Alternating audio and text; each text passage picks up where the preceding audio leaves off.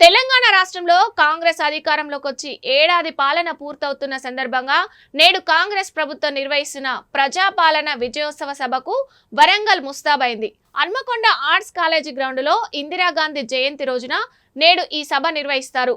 సభా వేదికకు ఇందిరా మహిళా శక్తి ప్రాంగణంగా పేరు పెట్టారు. ఈ సభకు ముఖ్యమంత్రి రేవంత్ రెడ్డి ముఖ్య అతిథిగా హాజరవుతున్నారు. 1,00,000 మందితో సభ నిర్వహిస్తామని మంత్రులు చెప్తున్నారు. కాగా ఫ్లెక్సీలు కటౌట్లతో ఓరుగల్లు 3 రంగులమయమైంది. పోరుగడ్డ ఓరుగల్లు జిల్లాలో 1,00,000 మంది మహిళలతో భారీ బహిరంగ సభను ఏర్పాటు చేసి చరిత్రలో నిలిచిపోయే విధంగా వేడుకలు నిర్వహించాలని విస్తృతమైన ఏర్పాట్లు చేస్తున్నారు. కాళోజీ కళాక్షేత్ర ప్రారంభోత్సవం. తెలంగాణ ఏర్పడిన తొలినాళ్లలో అప్పటి ముఖ్యమంత్రి కేసీఆర్ తొలితరం తెలంగాణ ఉద్యమ నేత, తెలంగాణ భావాజల వ్యాప్తి చేసిన అభ్యుదయ కవి కాళోజీ నారాయణరావు స్మారక భవన నిర్మాణానికి 2014 సెప్టెంబర్ 9న శంకుస్థాపన చేశారు. ఏడాదిలోని పూర్తి చేయాలని చెప్పినప్పటికీ 10 ఏళ్లైనా కాళోజీ కళాక్షేత్రం నిర్మాణం పూర్తి కాలేదు.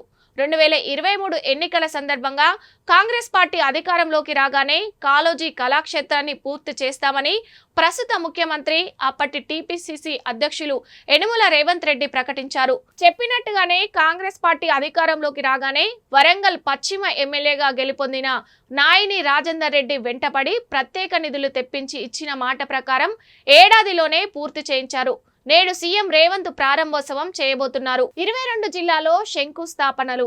మహిళలను కోటీశ్వరులుగా చేయాలనే ఏకైక లక్ష్యంతో కాంగ్రెస్ ప్రభుత్వం ముందుకు పోతున్నది. మహిళలను వ్యాపారవేత్తలుగా చూడాలనే ఉద్దేశంతో వారికి సోలార్ విద్యుత్ ప్లాంట్లతో పాటు ఆర్టీసీ బస్సులను కూడా ఇవ్వబోతున్నారు. రాష్ట్రంలోని 22 జిల్లాల్లో ఇందిరా మహిళా శక్తి భవనాలను నిర్మాణాలను చేసేందుకు ప్రభుత్వం కార్యాచరణ సిద్ధం చేసింది. దానికి అనుగుణంగానే మంగళవారం సీఎం రేవంత్ మంత్రులతో కలిసి 22 జిల్లాలో ఇందిరా మహిళా శక్తి భవనాల నిర్మాణాలకు శంకుస్థాపన చేస్తారు. ఇందుకు సంబంధించిన ఏర్పాట్లను పూర్తి చేశారు. అదేవిధంగా బహిరంగ సభ వేదిక పైన విద్యుత్, ఆర్టీసీ శాఖలతో, మహిళా సంఘాలతో ఎంఓయూ చేయనున్నారు. అలాగే మహిళలకు బ్యాంకు లింకేజీకి సంబంధించిన చెక్కులను పంపిణీ చేస్తారు. హన్మకొండలో బహిరంగ సభ. హన్మకొండలోని ఆర్ట్స్ అండ్ సైన్స్ కళాశాల మైదానంలో 1,00,000 మంది మహిళలతో భారీ బహిరంగ సభను నిర్వహించి ప్రపంచ చరిత్రలోనే ఒకే చోట 1,00,000 మంది మహిళలను సమావేశపరిచి సభ నిర్వహించిన ఘనతను ఓరుగల్లుకు దక్కేలా సన్నాహాలు చేశారు.